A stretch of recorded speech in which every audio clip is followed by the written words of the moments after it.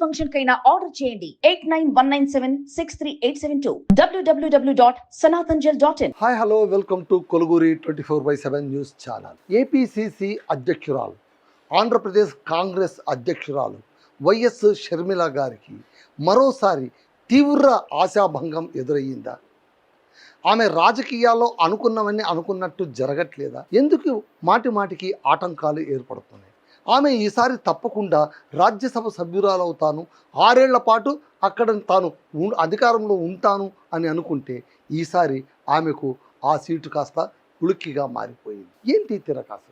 అసలు షర్మిల గారు తాను జగన్మోహన్ రెడ్డి, తన అన్న జగన్మోహన్ రెడ్డి, మాజీ ముఖ్యమంత్రి, ఏపీ మాజీ ముఖ్యమంత్రి జగన్మోహన్ రెడ్డి గారి నుంచి విభేదించి కాస్త బయటికి వచ్చి, అప్పటిదాకా ఆమె జగనన్న వదిలిన బాణంగా ఉన్నటువంటి షర్మిల ఇప్పుడు జగనన్నకే ఎదురు తిరిగిన బాణంగా మారి గత ఎన్నికల్లోన తాను కాంగ్రెస్ తరఫున అక్కడ నిలబడి, సరే ఇదంతా కూడా ఒక రాజకీయ ఎత్తుగడ అని అంటారు, రాజకీయ వ్యూహంలో ఒక భాగం అంటారు. ఏంటి అంటే అన్నకు ఎదురుగా చెల్లెల్ని నిలబెట్టిస్తే అక్కడ ఆ ఓట్లు కాస్త దెబ్బతింటాయి, మొరాలిటీ కాస్త దెబ్బతింటుంది అని రాజకీయ చతుర వ్యూహంతోన అప్పట్లోన కాంగ్రెస్ తరఫున, అంటే కాంగ్రెస్కు కాస్త పుషప్ ఇచ్చింది వెనకటి నుంచి చతురుడు చంద్రబాబు నాయుడే అని ఒక మాట అయితే వినిపిస్తుంది.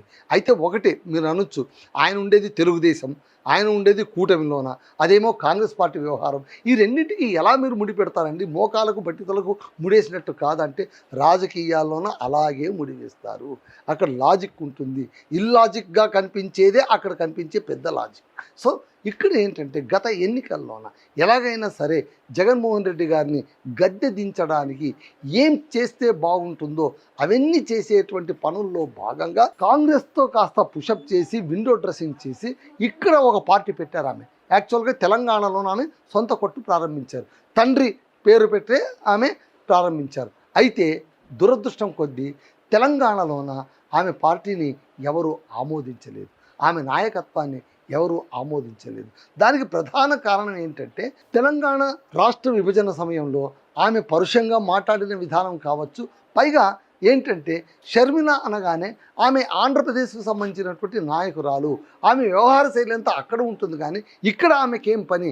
ఇప్పటికీ కూడా తెలంగాణ వాదుల్లోన మనకు వినిపించే ఒక మాట ఉంటుంది, వాళ్ళు ఇక్కడ మీరు రావచ్చు, ఇక్కడ తినొచ్చు, ఇక్కడ ఉద్యోగాలు చేసుకోవచ్చు, ఇక్కడ మీరు బతకొచ్చు, మీరు ఏమైనా చేయొచ్చు, కానీ ఇక్కడ రాజకీయాల్లో మేము ఉంటామని వస్తే మాత్రం ఒప్పుకునేటువంటి పరిస్థితుల్లోన తెలంగాణ ప్రజలు లేరు అనేది మొన్నటికి మొన్న పవన్ కళ్యాణ్ విషయంలో కూడా మనకు స్పష్టమైంది. ఓకే, పవన్ కళ్యాణ్ గారు సవాల్ విసిరారు, నేను వస్తాను, జనసేన తరఫున నిలబడతాను, ఎవరు అడ్డొస్తారో చూస్తానని. మీరు నిలబడవచ్చు బాస్, కానీ నిలబడితే కాదు కదా, గెలవాలి కదా.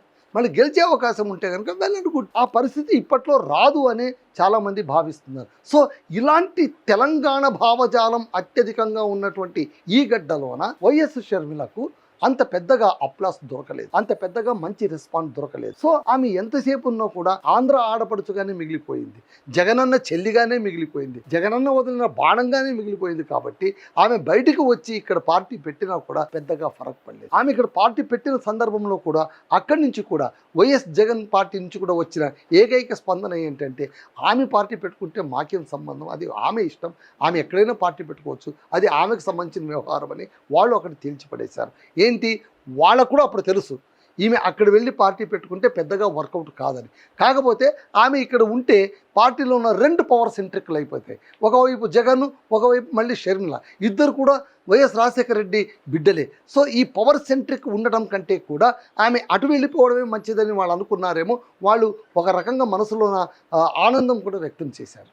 సో ఇక్కడ ఆమె వచ్చిన తర్వాత ఇక్కడ ఆమెకు వర్కౌట్ కాలేదు. ఆమె పాపం ఇక్కడ చాలా ప్రయత్నం చేశారు, ఎక్కువ డబ్బులు ఖర్చు పెట్టుకున్నారు, ఆ తర్వాత పార్టీ కార్యాలయాన్ని ప్రారంభించారు, ధర్నాలు చేశారు, రాస్తారోకలు చేశారు. ఏం చేసినా కూడా ఇక్కడ పరిస్థితులు అనుకూలించకపోవడంతో బేషరత్తుగా ఆమె ఏం చేశారు, తన తండ్రి వచ్చినటువంటి పార్టీ అంటే వాళ్ళకు కాంగ్రెస్ మూలాలు ఉన్నాయి. ఇప్పుడు వైఎస్ఆర్సీపీ అన్న కూడా అక్కడ కాంగ్రెస్ అనేదే ఉంది. సో ఇక్కడ ఏంటంటే ఆమె తన పార్టీని తీసుకెళ్ళి ఎవరితో కలిపేశారు, కాంగ్రెస్తో కలిపేశారు. అప్పట్లో ఏమన్నారు, ఆమె కాంగ్రెస్తో కలిపితే తెలంగాణలో ఆమెకి ఏమైనా పదవులు ఇస్తారా అని. తెలంగాణలో పదవులు ఇస్తారేమోనని ఇక్కడ ఉన్నటువంటి తెలంగాణ నాయకులు చాలామంది భయపడ్డారు. అరే ఇన్నాళ్ళుగా మేము పోరాడుతూ మాకేదో అధికారం రావాలి, మేమేదో చేయాలని మేము బాధపడుతుంటే మధ్యలో ఇంకొక ఆమె తయారైంది ఏంటి, మళ్ళీ ఈమె కూడా వచ్చేస్తే మా పరిస్థితి ఏం కావాలి అంటే వాళ్ళందరూ కూడా కాస్త మేనేజ్ చేసి మళ్ళీ అధిష్టానానికి ఏ విధంగా నచ్చజెప్పారో తెలియదు, కానీ ఆమెను నేరుగా తీసుకెళ్ళి ఆంధ్రప్రదేశ్ కాంగ్రెస్ అధ్యక్షురాలిగా చేశారు. వాస్తవానికి అక్కడ కాంగ్రెస్ దిక్కుమొక్కు లేని పరిస్థితిలో ఉంది. అది స్వయంకృత అపరాధం. ఎప్పుడైతే రాష్ట్రాన్ని విడగొట్టిందో ఆంధ్రప్రదేశ్ ప్రజలు కాంగ్రెస్ను ఎక్కడ కూర్చోపెట్టాలో అక్కడ కూర్చోపెట్టేశారు. గత 2 ఎన్నికల్లో కూడా ఎవరు ఒక్క సీటు కూడా వాళ్ళకి రాలేదంటే మీరు కోపం ఏ స్థాయిలో ఉంటుందో జనాలకు మీరు అర్థం చేసుకోవచ్చు. ఆంధ్రప్రదేశ్ ప్రజలు 2 పార్టీలు లెక్కేసుకున్నారు. ఒకటేమో వైఎస్ఆర్సీపీ, ఇంకొకటేమో తెలుగుదేశం, ఇప్పుడు వచ్చినటువంటి జనసేన. అంతే, అంతకుమించి వాళ్ళు 3వ పార్టీ గురించి ఆలోచించే పరిస్థితులు లేని సందర్భంలోన అక్కడ ఆమెను తీసుకెళ్ళి అధ్యక్షురాలిగా చేసి మీరు వెళితే ఖచ్చితంగా కాంగ్రెస్ పునరుజ్జీవం పోసుకుంటుంది అని చెప్పారు. ఈవిడ కూడా ఏం ఆశించారంటే తాను వెళ్ళి ఇక్కడ ఎలాగో వర్కౌట్ కావట్లేదు, అక్కడే ఏదైనా వెతుక్కుందాం, తనకు అవకాశాలు ఉంటాయేమో అని ఆమె ఒప్పుకున్నారు. ఆ సందర్భంలోనే మీకు రాజ్యసభ సీటు ఇస్తాము అని చెప్పారట అధిష్టానం. 2024లో ఆమె ఆ సీటు దక్కుతుందేమోనని ఆశించారు. అయితే అప్పట్లోన ఆమెకు ఎందుకు రాజ్యసభ సీటు ఇవ్వలేదంటే ఆ సందర్భంలోన ఆమె పార్టీలో వచ్చి కేవలం 6 నెలలు అయ్యింది కాబట్టి ఇప్పుడే ఇస్తే బాగుంటుందని ఆమెను కాస్త పక్కన పెట్టారు. ఆమె పాపం ఇప్పటిదాకా వెయిట్ చేశారు, ఇప్పుడైనా వస్తుందేమోనని. కానీ 2026లో కూడా ఆమెకు సీటు రాదు అని బయట నుంచి వార్తలు అయితే వినిపిస్తూ ఉన్నాయి. ఆమెకు కర్ణాటక నుంచి ఇస్తారేమోనని అనుకున్నారు, కానీ కర్ణాటక నుంచి ఆమెకు సీటు వచ్చే అవకాశాలు లేవు. అక్కడ మల్లికార్జున ఖర్గే, మన్సూర్ అలీఖాన్, పవన్ ఖేర్ ఈ ముగ్గురితో ఒక జాబితా అయితే విడుదల చేసింది. బహుశా అక్కడ 4 సీట్లు ఉంటాయి. సో అక్కడ మళ్ళీ ఈమెకు అవకాశం లేదనే కరాఖండిగా అంటున్నారు. ఆంధ్రప్రదేశ్లో ఎట్లాగో అవకాశం లేదు. అక్కడ 3 పార్టీలే కొట్టుకు చేస్తున్నాయి, బీజేపీ, జనసేన, తెలుగుదేశం. అక్కడ చంద్రబాబు నాయుడు చాలా తెలివిగా ఉన్న 4లోన 3 తాను తీసుకున్నారు, తెలుగుదేశం 1 జనసేనకి ఇచ్చేశారు. గతంలోనే 2 సీట్లు ఆల్రెడీ బీజేపీకి ఇచ్చేసాం కాబట్టి వాళ్ళ కోట పూర్తి అయిపోయిందన్నారు. వాళ్ళ లెక్కలేవో వాళ్ళకుంటాయి. దాన్ని పక్కన పెట్టేస్తే మళ్ళీ ఇక్కడేంటి, తమిళనాడులో 1 సీటు వచ్చారు. పాపం విజయ్ ఏంటంటే తాను జాతీయ రాజకీయాల్లో ఉండాలి, జాతీయ రాజకీయాల్లో తనకు గుర్తింపు ఉంటే తప్ప ప్రాంతీయ పార్టీ స్థిరత్వంగా ఉండదని ఆయన రాజకీయాలు ఆయనకి ఏమున్నాయో కాము ఉదారంగా 5 సీట్లు వచ్చినటువంటి కాంగ్రెస్కు మంత్రి పదవి ఇచ్చారు, రాజ్యసభ సీటు కూడా 1 ఇచ్చేశారు. అంటే కూటమిలో ఆయన చేరిపోయినట్టే లెక్క. ఆ సీటును ఇప్పుడు ప్రవీణ్ చక్రవర్తి అనే అతనికి ఇస్తున్నారు అని. సో తమిళనాడులో వచ్చినటువంటి 1 సీట్ ఏమో ప్రవీణ్ చక్రవర్తి అనే అతనికి ఇస్తున్నారు. ఇక్కడ 3 సీట్లు ఏమో ఆల్రెడీ పేర్లు ప్రకటించేస్తున్నారు. ఆంధ్రప్రదేశ్లోనే ఇచ్చే పరిస్థితే లేదు. కేరళలో పరిస్థితి ఏమవుతుందో తెలీదు. ఇవన్నీ లెక్కేసుకుంటూ చూసుకుంటే షర్మిలకు ఈసారి మొండి చెయ్యే అన్న విషయం చాలా స్పష్టమైపోతుందని రాజకీయ పరిశీలకులు అంటున్నారు. మళ్ళీ ఈ విధంగా ఆమెకు మరోసారి నిరాశ ఎదురైంది. ఇప్పుడు ఆమెకు ఉన్నటువంటి ఏకైక అవకాశం ఏంటంటే 2029లో జరిగేటువంటి ఎన్నికల్లోన కడప పార్లమెంటు స్థానం నుంచి మళ్ళీ పోటీ చేసి అప్పుడు ఏమైనా గెలిస్తే తప్ప పార్లమెంటుకు వెళ్ళేటువంటి అవకాశం లేదు. మళ్ళీ షర్మిల గారు ఏమనుకుని వచ్చారు, ఏం సాధించాలని అనుకున్నారు, అక్కడ ఏం చేస్తున్నారు అనేది పెద్ద క్వశ్చన్ మార్క్గా మారిపోయింది. రాజకీయాలు అలాగే ఉంటాయి. రాత్రికి రాత్రే కొందరికీ అద్భుతాలు జరుగుతాయి, అందరికీ అవి జరగవు. అందరికీ అద్భుతాలు జరుగుతాయి అనుకోవడం ఒకంత దురాశ అవుతుంది. సో ఇక్కడ షర్మిల గారు నడవలసిన దూరం చాలా ఉంది, వేయవలసిన అడుగులు చాలా ఉన్నాయి. మళ్ళీ ఆమె రాజకీయ ప్రస్థానం ఎలా సాగుతుంది, ఎన్ని మలుపులు తిరుగుతాయి, మళ్ళీ కాంగ్రెస్లోనే ఆమె ఎంత దూరం దాకా ప్రయాణిస్తారు, మళ్ళీ రాజన్న బిడ్డగా ఆమెకు కాంగ్రెస్ పార్టీలోన ఎంతటి గౌరవం ఇచ్చారు. చాలామంది అనడం ఏంటంటే చాలా పెద్ద గౌరవం ఇచ్చాం కదా, ఆమెను తీసుకెళ్ళి ఆంధ్రప్రదేశే అప్పగించేసాం కదా అని. ఏ ఆంధ్రప్రదేశ్ని అప్పగించారు? కుంటి గుర్రాన్ని కదలని కొయ్య గుర్రం పైన ఆమెను కూర్చోపెట్టి ఈ గుర్రం నీదే, సారీ చేయమ్మా, మొత్తం తిరిగేసాయి, మొత్తం దున్నేసేయి అంటే ఆమె మాత్రం ఏం చేయగలదు?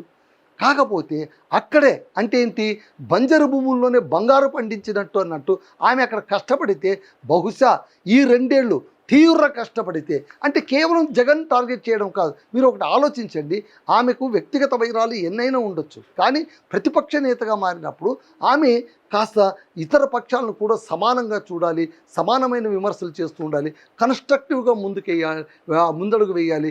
అక్కడ కాంగ్రెస్కు పునరుజ్జీవం పోయాలంటే కార్యకర్తల్ని కాస్త యాక్టివేట్ చేయాలి, యాక్టివ్ మోడ్లో తాను ఉండాలి, తన టీము ఉండాలి. అప్పుడే ఏమైనా ఫలితాలు వస్తే రావచ్చేమో అని కొందరు అంటున్నారు. మళ్ళీ ఇప్పుడున్న పరిస్థితుల్లోన షర్మిల గారికి మాత్రం పాపం ఆశాభంగం ఎదురయ్యిందని మనం చెప్పాలి. రాజకీయాలు అలాగే ఉంటాయి, ఊరిస్తూ ఉంటాయి కానీ రావంతి. అదండి విషయం. That's all.